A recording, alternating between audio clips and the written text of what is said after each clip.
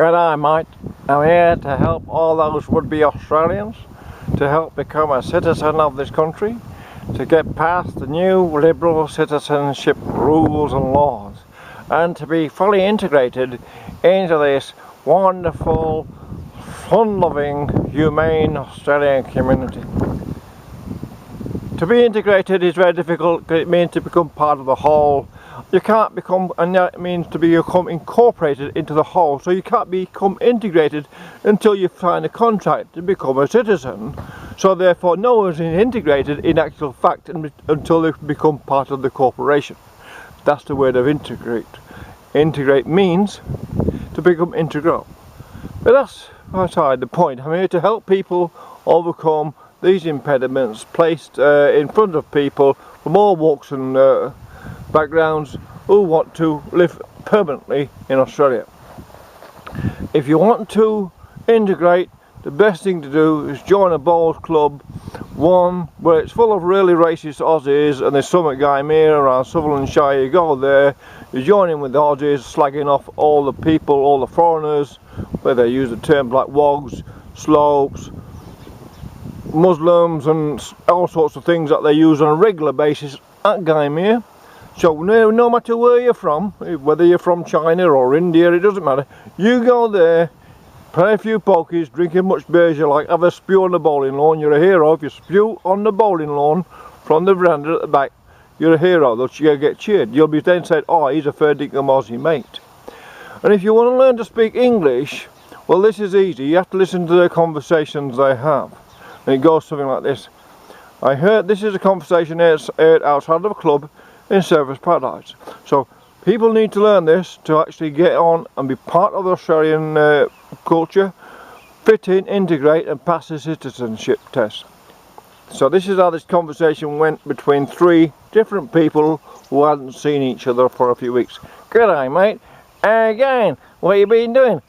Oh, I've been doing some shit mate. What you been doing? Yeah, I did some shit mate. Yeah, I did plenty of shit last weekend. It was really good shit I did. Yeah, what do you do mate? Yeah, I did some shit. Now, that's basically the gist of the conversation. That's God's honest truth. And that's the type of conversation it was. We did some shit. Now, I don't know what shit is they're doing. It seems a bit strange to be doing shit. I mean, what do you mean, drying dog shit and sniffing up the nose? Who knows these days what these kids get off on? But that's how well educated these have been to university, and that's the end result of learning English at university was a conversation like that. 4 words with a full whole, summed up the whole of their life in 4 words. What has your life been like? Oh, it's been a bit of a shit mate. That's it. If you can say, excuse me, and when the interviewing officer says, can you speak English, say, fair dinkum mate, cause I can, bloody hell, we had a great shit time since I've been here mate, had a few beers, we fucking laughed at a few people, yeah, we watched a footy, and we have spewed at the bowling club at Gymea twice. And I said, alright mate, fair dinkum mate, have you?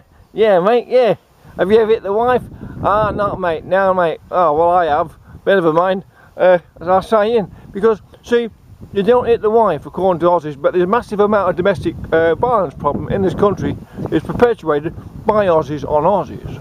And you know, it's saying, oh, you can't have domestic violence, but we can.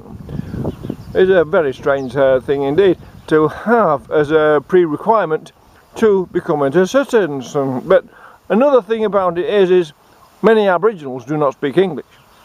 So are the Liberal Party saying now that after all these years, Aboriginals are no longer seen as Australian under the liberal totalitarian system? Of we've now entered a new era in Australia's journey through its cultural evolution or regression, where it's regressed back to some kind of Stasiism, where the executive decides what people how people can talk, what they say, and who they actually associate with denotes whether they're good enough to belong to the community of Australia. Now, these draconian laws they've brought in do not make sense when you look at what is valuable to society, no matter where people come from and no matter what language they speak. Surely, the fact is, so as long as they obey the law, then it doesn't matter. And if they're working and obey the law, that's all that matters. They're contributing.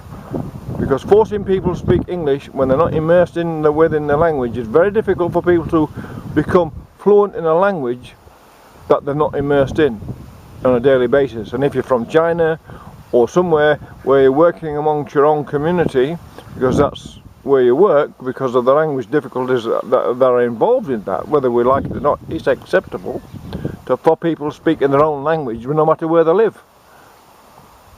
You can't judge people by the way they speak or how they speak. When you've got free speech, this is a point, surely it doesn't matter which language you speak it in. But obviously it matters to the liberals who don't actually speak in truth English at all. They just speak in an ambiguous syntax, making it up as they go. It's a shame really. We had great hopes for these people.